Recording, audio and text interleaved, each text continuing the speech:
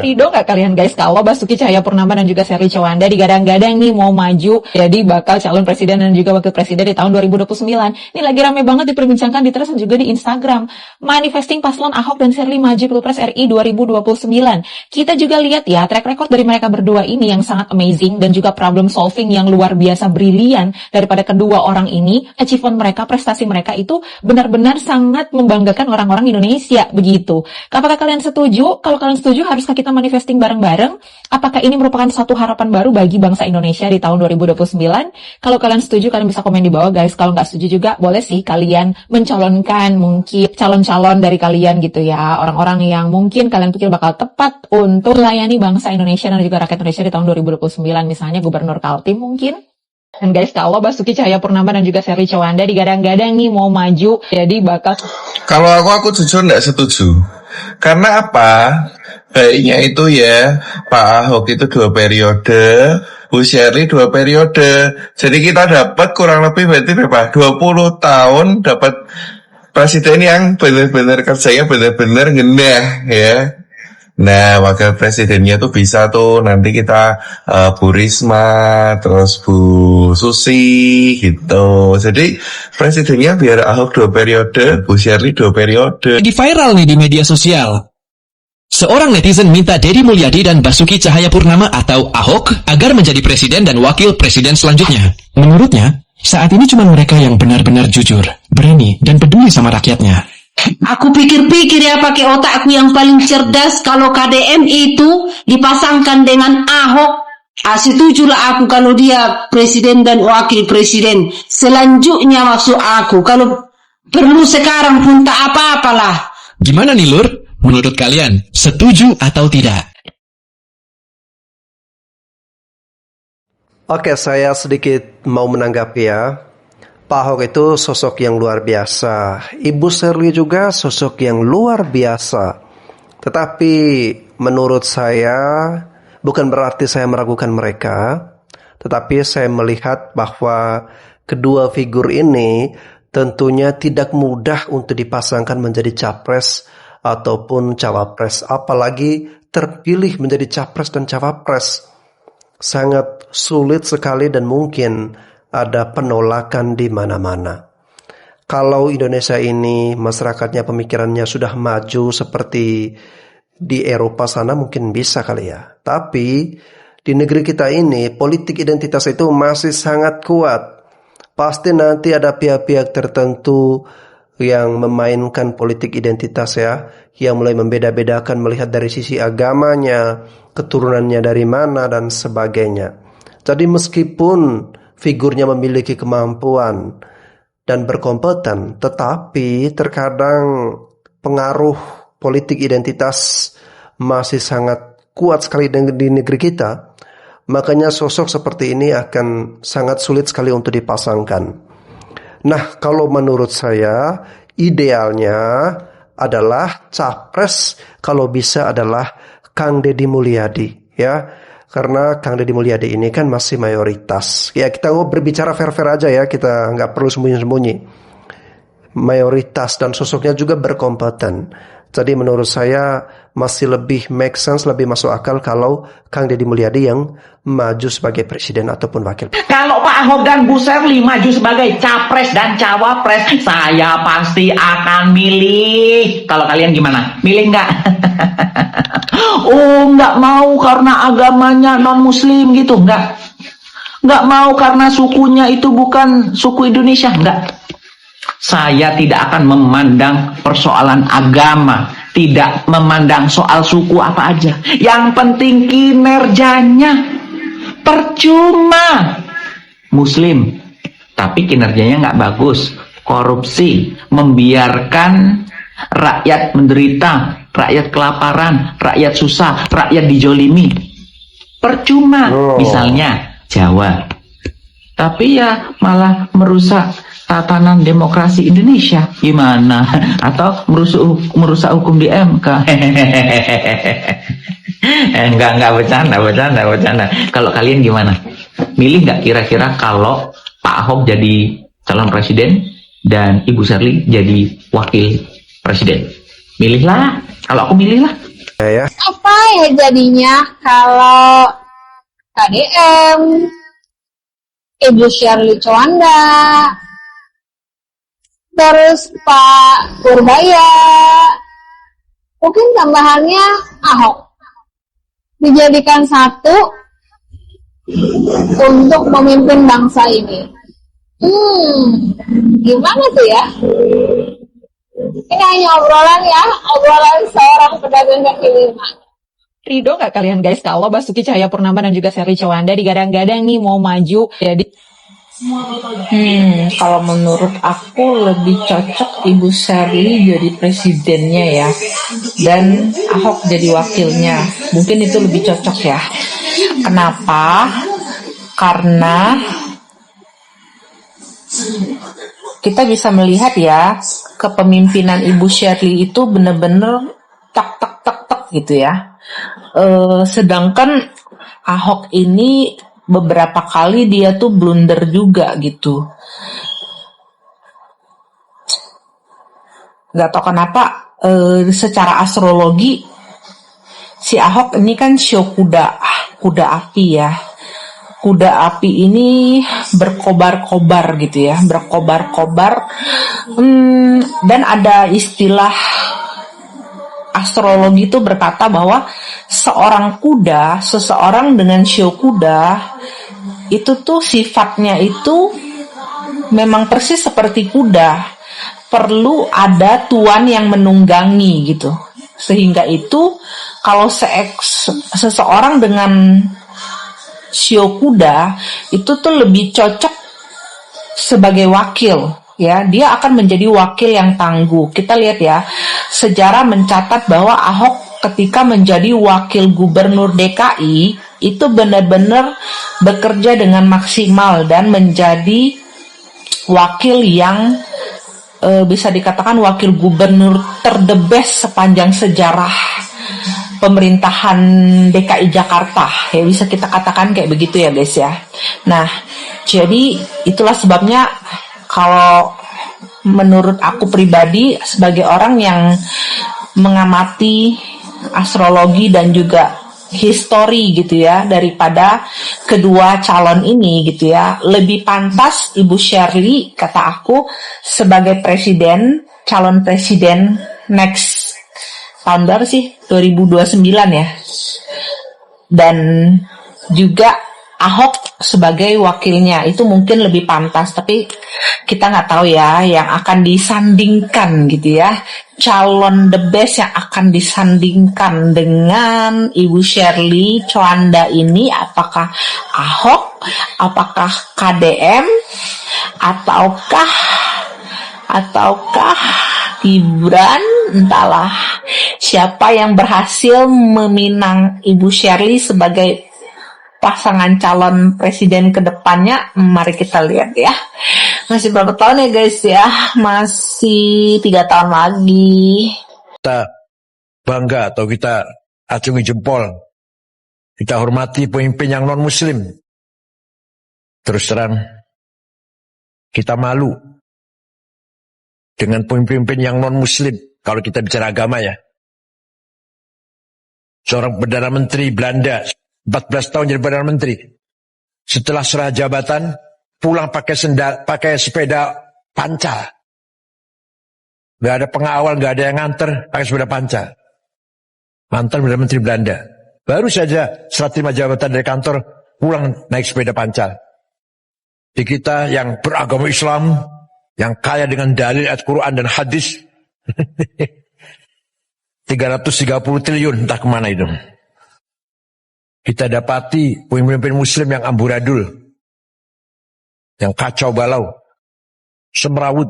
Netizen buat wacana untuk memasangkan Capres dan Cawapres Shirley Chowanda dan Ahok di bursa Capres 2029. Karena netizen melihat rekam jejak kedua tokoh ini yang dikenal jujur, merakyat, dan kerja nyata. Namun banyak juga yang sangat pesimis, karena di Indonesia politik identitas masih sangat kental. Jadi kemungkinan besar mereka tidak akan bisa dipasangkan. Bagaimana menurut kamu? Jadi kalau dilihat datanya, Shirley Chowanda itu gubernur Maluku Utara, yang menang di provinsi yang mayoritas muslim. Beliau wanita keturunan Tionghoa dan Kristen. Itu sendiri udah sejarah. Sementara Ahok kalau kita ingat apa yang terjadi di Pilgub Pilgub DKI 2017, politik identitas benar-benar jadi senjata yang efektif waktu itu. Survei dari IP Februari 2026 ini bahkan menunjukkan kalau Shirley baru di angka 3,8% untuk elektabilitasnya, dan Ahok juga belum masuk 5 besar. Jadi secara elektoral, pasangan ini memang masih jauh dari kata realistis saat ini. Tapi yang menarik menurut survei dari CSIS 2023 ini menunjukkan lebih dari 60% pemilih muda sekarang yang sudah mulai memilih berdasarkan integritas dan program kerja, bukan latar belakang etnis atau agama. Jadi apakah politik identitas bakal sekuat dulu? Mungkin iya di level nasional, tapi arahnya pelan-pelan mulai bergeser. Nah, wacana kayak gini mungkin belum realistis buat 2029 nih teman-teman. Tapi faktanya bahwa orang banyak mulai ngomongin ini, dan ini udah jadi tanda bahwa cara berpikir masyarakat di Indonesia mulai mengalami pergeseran. Di tengah riuhnya obrolan masa depan bangsa, ada satu harapan yang sedang ramai diperbincangkan warganet. Dari Instagram hingga Threads, muncul sebuah gerakan hati yang menginginkan ketulusan nyata. Publik menyebut mereka pasangan integriti, simbol perjuangan baru untuk Indonesia. Kita tahu rekam jejak Ahok, ketegasan yang lahir dari kejujuran, dan keberanian yang berdiri di atas kebenaran. Dan kini hadir Shirley Juanda, sosok tangguh yang membawa ketulusan, empati, dan energi kepemimpinan masa kini. Sebab hari ini, yang dirindukan rakyat adalah pemimpin yang bersih, yang bekerja dengan hati, dan bicara apa adanya. Menuju Pilpres 2029, kombinasi ketegasan dan ketulusan ini dirasa menjadi jawaban. Karena politik terbaik bukan tentang kekuasaan, melainkan tentang menjaga amanah rakyat.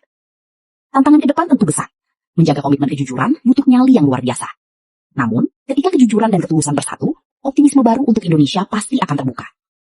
Menurut kamu, apakah Indonesia siap menyambut duet penuh integritas ini di 2029? Yuk, tulis pendapat positifmu di kolom komentar dan bagikan video ini ke teman-temanmu. Tak ada hujan, jagat media sosial saat ini sedang dihebohkan soal bagaimana menduetkan antara mantan gubernur Jakarta Basuki Cahayapurnama atau yang sering disebut dengan Ahok berduet dengan gubernur Maluku Utara Shirley Juanda terkait dengan Pilpres 2029. Bagi saya ini tentu cukup menarik untuk diperbincangkan karena terkesan ujuk-ujuk, tidak ada angin dan tidak ada hujan, tidak ada petir juga, tiba-tiba kemudian media sosial cukup ramai. Bagaimana sosok ini, duet antara Ahok dan Shirley Jo atau Shirley Juanda, diproyeksikan oleh publik sebagai calon pemimpin di masa-masa yang akan datang yang dianggap memiliki kapasitas dan kompetensi untuk memimpin Indonesia di masa-masa yang akan datang. Bagi saya ini cukup menarik untuk diperbincangkan secara politik. Pertama, tentu saja mungkin publik ya menganggap apa yang dilakukan oleh Ahok waktu dulu menjadi gubernur di Jakarta, terobosan-terobosannya itu sangat layak untuk diapresiasi. Banyak pihak yang menyebut Ahok itu dianggap sebagai salah satu gubernur Jakarta yang dinilai punya inovasi, punya manuver-manuver yang dalam banyak hal misalnya bisa mengatasi persoalan-persoalan Jakarta. Sekalipun sebenarnya banyak juga yang mengkritik Ahok bahwa sebenarnya Ahok tidak jauh lebih berbeda dengan pemimpin-pemimpin Jakarta yang lain yang dalam banyak hal misalnya tidak mampu menyelesaikan persoalan banjir, persoalan kemacetan dan seterusnya dan seterusnya. Tapi yang saya tangkap ketika ada di media sosial soal ingin menyorongkan Ahok sebagai calon presiden di 2029 berpasangan dengan Shirley Jo atau Shirley Juanda sebagai calon wakilnya, bagi saya ada pihak yang kemudian menganggap bahwa Ahok itu dianggap sebagai orang yang memiliki inovasi dan manuver-manuver, terutama waktu jadi gubernur sangat layak untuk ditasbihkan sebagai salah satu pemimpin.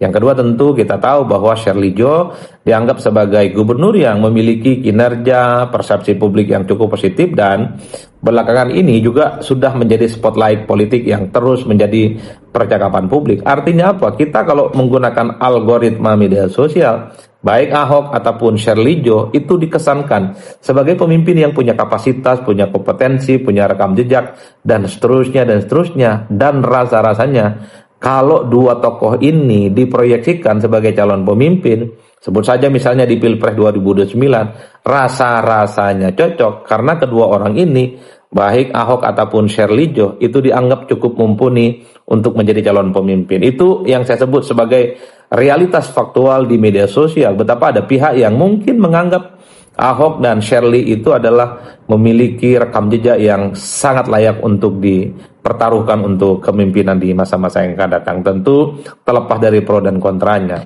Yang kedua, pada level praksis ya atau dalam realitas politiknya, rasa-rasanya memang duet ini tidaklah mudah dan bahkan banyak pihak yang menyebut ini utopis. Ini cukup ramai menjadi perbincangan di medsos, tapi dalam realitas politiknya ini agak sulit untuk bisa diwujudkan. Banyak hal. Pertama, untuk menjadi calon presiden dan calon wakil presiden di negara kita. Kalau kita membaca undang-undang pemilu tahun 2017, calon presiden dan calon wakil presiden adalah mereka yang diusung oleh partai politik. Per hari ini Ahok itu adalah kader PDIP. Apapun judulnya, kalau bicara tentang PDIP, fatsun politiknya hanyalah ada di tangan Megawati Soekarno Putri sebagai ketua umum partai. Di PDIP pada saat yang bersamaan sebenarnya banyak sekali figur-figur yang dinilai punya rekam jejak, kapasitas, dan kompetensi yang juga jauh lebih mentereng dibandingkan dengan Ahok. Sebut saja adalah Pramono Anung misalnya, yang dalam banyak hal selalu diproyeksikan soal kemungkinannya akan juga diproyeksikan mungkin bagian dari kader PDIP yang sudah masuk dalam radar pencalonan untuk 2029. Jadi itulah yang saya sebut. Realitas politiknya Ahok itu adalah kader PDIP. Rasa-rasanya juga tidak terlampau mudah bagi Ahok untuk mendapatkan rekomendasi, apalagi misalnya dimajukan oleh PDIP. Karena veto player bicara tentang tiket dari PDIP ada di Megawati. Yang kedua, di PDIP bukan hanya Ahok, tapi banyak juga nama-nama penting. Bukan hanya Pramono Anung, tapi di situ adalah Puan Maharani. Mungkin juga ada nama Ganjar yang juga selalu dimunculkan. Begitupun sebaliknya, Shirley Jo, kita juga tahu per hari ini tidak memiliki partai politik apapun. Itulah yang saya sebut sebagai kesulitan soal bagaimana duet ini bisa diimplementasikan. Keduanya sepertinya agak rumit untuk mendapatkan dukungan dari partai politik untuk bertarung di 2029. Tapi sekali lagi, inilah bumbu-bumbu politik kita. Bagaimana segala sesuatunya itu juga ramai diperbincangkan oleh netizen, meski pada level praktiknya itu agak sulit untuk bisa diwujudkan. Realitas yang ketiga bagi saya, biasanya calon presiden dan calon wakil presiden itu dianggap memenuhi fatsun dan lanskap politik yang ada di Indonesia. Misalnya, pasangannya itu nasionalis ataupun dari kalangan Islam atau kalangan agama plus nasionalis. Kalau melihat antara Ahok dan Shirley Jo, itu rasa-rasanya tidak terlampau memenuhi fatsun ini, tidak memiliki kalangan agama ataupun tidak memiliki kalangan nasionalis. Keduanya dinilai sebagai sosok yang sama-sama nasionalis. Yang kedua tentu soal urusan Jawa non-Jawa, ini kan juga dianggap penting dalam lanskap politik kita. Coba kita cek, sejak pemilihan presiden secara langsung dilakukan di Indonesia 2004, 2009, 2014, 2019, termasuk 2024, kita menyaksikan secara terbuka irisan soal kandidat yang maju di Pilpres. Yang selalu dicari itu adalah calon presidennya orang Jawa, calon wakil presidennya adalah non-Jawa. Atau sebaliknya, calon presidennya adalah non-Jawa, maka calon presidennya adalah dari Jawa. Kombinasi yang dianggap akan mampu menyasar pemilih-pemilih yang tersebar di seluruh Indonesia. Karena apapun judulnya, yang kita tahu pemilih Jawa dan non-Jawa dianggap memiliki diferensiasi dan referensi-referensi politik yang karakter pemilihnya itu berbeda satu sama yang lain. Dalam konteks Jawa non-Jawa, rasa-rasanya memang baik Ahok ataupun Shirley Jo agak sulit untuk mewakili lanskap dan fatsun politik Jawa non-Jawa ini. Itulah yang saya sebut sebagai realitas faktual terkait dengan wacana dan ramai di media sosial soal upaya untuk menduetkan antara Ahok dengan Shirley Jo. Realitas pertama ini hanyalah semacam ramai di media sosial, tapi realitas yang kedua ini adalah untuk maju Pilpres itu bukan perkara gampang, butuh usungan dan dukungan dari partai politik tertentu. Hari ini Ahok adalah kader PDIP. Bicara tentang PDIP, tentu tiketnya ada di Megawati Soekarno Putri dan banyak juga nama-nama besar lain yang ada di PDIP. Dan yang ketiga adalah soal nomenklatur ataupun portofolio politik Jawa non-Jawa, agama nasionalis. Dua tokoh ini dalam banyak hal, Ahok dan Shirley Jo, dianggap tidak memenuhi unsur karakteristik ini. Itulah yang kemudian cukup ramai diperbincangkan oleh publik. Tapi yang keempat, satu hal, kenapa ini ramai di media sosial? Ya, sepertinya ada pihak-pihak tertentu yang mengapresiasi kinerja Ahok dulunya ketika pernah menjadi gubernur di Jakarta, dan ada pihak yang kemudian mengapresiasi bagaimana gubernur yang saat ini, gubernur Maluku Utara, Shirley Jo, yang sepertinya dianggap memiliki persepsi politik, kinerjanya juga baik, dan tentu menjadi salah satu spotlight yang juga sering diperbincangkan khususnya di media sosial. Bagaimana menurut Anda Bapak Ibu semua terkait dengan ramainya di media sosial soal upaya untuk menduetkan antara Ahok dan Shirley Jo yang dinilai punya kapasitas, kompetensi, dan sangat layak untuk diproyeksikan sebagai calon-calon pemimpin di masa-masa yang akan datang? Satu hal Bapak Ibu semua yang ingin saya katakan, seringkali sesuatu yang ramai di media sosial, sesuatu yang mungkin menarik diperbincangkan di media sosial, tapi dalam praktiknya itu sangatlah sulit untuk bisa diwujudkan. Bukan hanya mustahil, tapi juga sangatlah utopis. Utopis itu adalah sesuatu yang hampir bisa dipastikan 100% itu tidak akan terwujud. Dalam banyak hal, kalau melihat realitas dan irisan-irisan politiknya, memang bagi saya sangatlah rumit, serumit-rumitnya. Membayangkan Ahok dan Sherly-Jo bisa maju sebagai salah satu kandidat di 2029. Praktiknya tidak semudah yang kita bayangkan dan tidak semudah yang kita lihat dalam perdebatan percakapan di media sosial. Tapi bagi saya secara politik, inilah menariknya politik kita. Ramai di media sosial, ramai diperbincangkan, ramai diperdebatkan. Meski dalam realitasnya mungkin tidak akan terjadi. Saya kira di situ Bapak Ibu semua, salam politik syaun-syaun pastinya mantap semantap-mantapnya. Ini hanya sebatas pendapat pribadi. Kalau ada salah dan benar, tolong dimaafkan. Namanya pendapat, namanya opini, kadang salah, mungkin ada juga sedikit benar-benarnya. Bagi saya, ini hanyalah sebatas upaya untuk meramaikan. Bagaimana diskusi politik di negara kita itu variabelnya banyak. Banyak sekali, apapun bisa menjadi isu-isu politik yang terus berkembang.